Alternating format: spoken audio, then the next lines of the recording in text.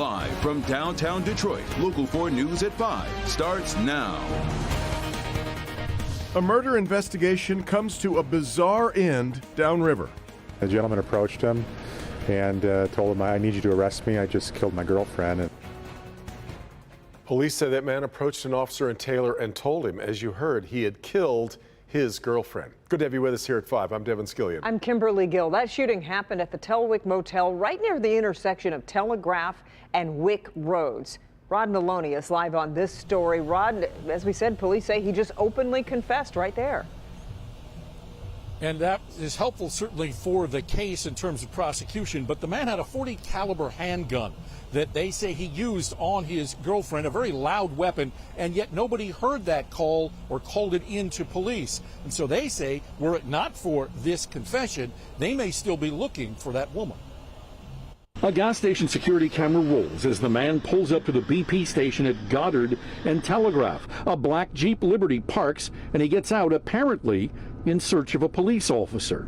Taylor police tell me that the 42-year-old man was staying here at the Telwick Hourly Hotel here on Telegraph, left in a panic in his girlfriend's car. He then came out, flipped around, and went southbound on Telegraph for about a mile, where he found the officer at the Goddard BP. Taylor Police Lieutenant Frank Canning telling Local 4. And the gentleman approached him and told him, "I need you to arrest me. I just killed my girlfriend." And I think he was a little bit surprised by that statement. It prompted this radio call to dispatch, brought to us by Broadcastify. GPS Telegraph and Wick. I got someone here saying that he just shot someone. They say the man had been living in room 112 at the Telwick for the past several days and invited his old girlfriend to come visit him here. The 38-year-old woman showed up yesterday afternoon. Police believe the man took off in his girlfriend's Jeep, leaving his own vehicle behind as a way to get away more quickly, and then rethought it all. After their gas station encounter, the state trooper immediately brought the man to Taylor PD. He brought him here. One of our detectives immediately called him upstairs, and they had a conversation, and he admitted to having a disagreement with his longtime on-again, off-again girlfriend, which then resulted in gunfire. Now, we've yet to get an ID on the man or the woman, but we do know that they have been living together on and off previously in East Point, Roseville, and Sterling Heights. Back to you. So Rod, what about a court appearance for the man police arrested? Well, the police department right now is in the process of putting together its package to send to the prosecutor. They believe perhaps as early as tomorrow afternoon or Friday we could see an arraignment. We'll be following it. Okay, Rod, thank you. It is a race against time, and the search area to find the missing Titanic submersible is changing. Only hours basically left now on the oxygen supply on board, and the rescue operation for the 5-person crew is growing more desperate. It comes after sonar picked up new banging sounds from the depths early this morning. Alice Barr shows us those noises are hard to track down. Alice. Devin, this rescue mission has captivated people around the world as some underwater noises detected in the search area bring glimmers of hope the crew could still be found safe.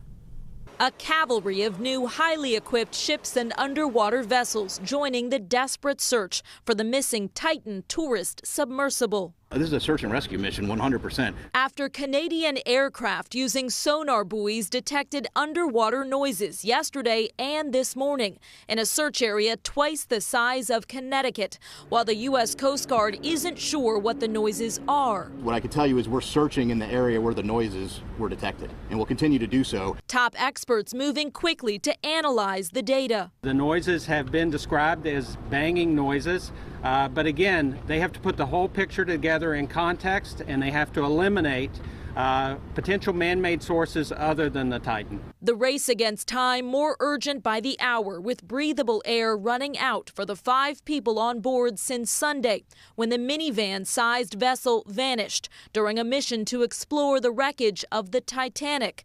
Even once found, obstacles remain to reach the Titan and bring it to the surface from depths only those who've been there can describe. The journey is amazing. You're basically going to another planet, the bottom of the ocean, like like this, 4,000 meter down. Signing on for that otherworldly experience requires a $250,000 price tag and a massive waiver that former passengers say clearly warns the trip can result in death. The co-owner of the Titan's mothership saying that before they lost contact, all protocols were followed for the mission.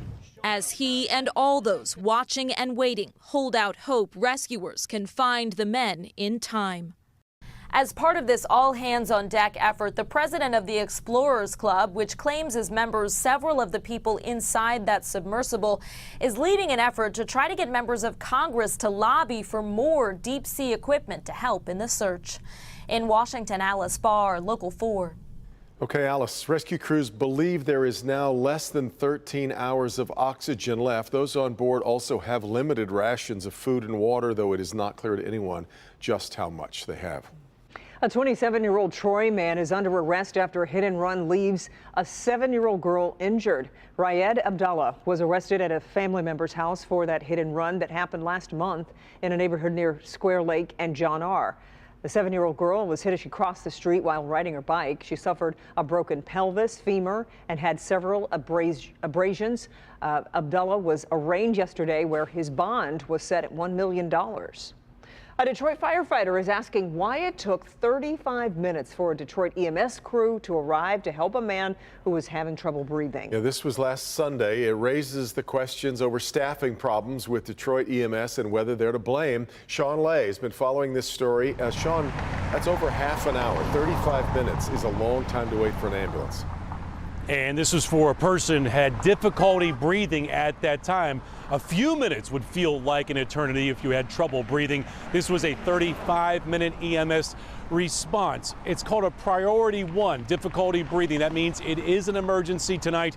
Detroit's fire commissioner is telling me that response time is unacceptable. Can you repeat that ETA? Stand by, we're trying to get you one. You can hear, even feel the frustration building in the voice of a veteran Detroit firefighter asking fire dispatch where was Detroit EMS. They needed an ambulance at 3 Sunday morning. A patient there was clammy and having trouble breathing at this gas station. At first, the fire crew was told when to expect EMS to pull up. Engine 55, a 10-minute ETA, 10-minute ETA. The firefighter in charge of the scene says he waited an additional 9 to 12 minutes and then had to ask again. Engine 55 to Central, can we get an ETA on EMS? Stand by, we'll check again. The answer, wait another 9 minutes. Engine 55 to Central requesting an ETA on EMS. Engine 55, stand by. Get an ETA for Medic 9. Engine 55, Medic 9, giving them 9-minute ETA. It's a frustrated firefighter then asking dispatch, how long have we been here with this patient waiting? Central, what's our on-scene time currently? 27 minutes. That firefighter in charge of this scene was so concerned, he wrote the chief of fire and EMS communications asking this key question. Would it be possible to please look into why we spent nearly 35 minutes on scene with the patient before the arrival of a transport unit? Just a short time ago, we got this statement from Detroit's fire commissioner, Chuck Sims. He says a 35-minute ambulance response time to a priority 1 run is unacceptable. Medical first responders were on scene within 7 minutes. However, the delay in ambulance response was due to a combination of a brief shortage of available transport units and human error at dispatch. There is more to that statement, Devin. We're putting the whole thing on our website. Click on Detroit.com. We checked. Apparently, the patient did get to the hospital and is okay tonight. Which is good news in this. But, Sean, you've been tracking how many ambulances, EMS crews are on the streets. What is the number today? So right before we came on the air, we checked with Detroit Fire. Spokesperson says 35 ambulance units are in service today from 1 p.m. to 1 a.m. That is with the help of a private ambulance company they have contracted with for the summer months. The goal is to have 40 of those rigs on the streets daily. Yeah. All right, Sean. All right, let's turn now to the weather as we take a live look here outside from our Southfield Sky Cam. And we've got another one of those air quality alerts in effect. You can kind of see why, because it's really hazy out there. Another problem is the lawns are starting to look really dry again. So let's get over to Kim Adams here on the 4-1 forecast. Kim? Well, about 5 of our viewers saw an isolated shower today, and that was it. It was Richmond that, and not even all of Richmond, just a couple of streets in Richmond at 4 o'clock had a brief really drizzle, sprinkle, and now it's dry once again across all of Metro Detroit. But on the visible satellite, you can see that bright white blowing up there, indicating some thicker clouds, but otherwise just a spattering of clouds here and there, and a really pretty day. We just could really use some rain. It's warm out there right now. It's 84 in Pontiac, 85 in Howell. Howell, you were at 87 last hour, 84 at City Airport, and low 80s at Metro. Evening planner for tonight, very nice. Temperatures dropping down into the 70s by midnight tonight. We have several chances of rain over the next several days. Not a lot, but there are some chances, and I'll tell you when in a couple minutes. All right, Kim, much more to come on this Wednesday. Let's check in with Megan Woods. We take you to an event that's helping Michiganders take action and regain access to one of these, a Michigan driver's license. When folks get their licenses restored, it is a new beginning. What it means to the people here using this free resource, coming up. All right, Megan, also why the U.S. government is taking Amazon to court. Hank. Are you guys still pouring grease down the drain? Never pouring grease. My grease go up the wall. The city said that you did. A Popeye's chicken problem exposed. What the fast food giant did in one Detroit neighborhood has caused big problems, and now the city of Detroit is moving in demanding answers. So is Help Me Hank. I'll see you live.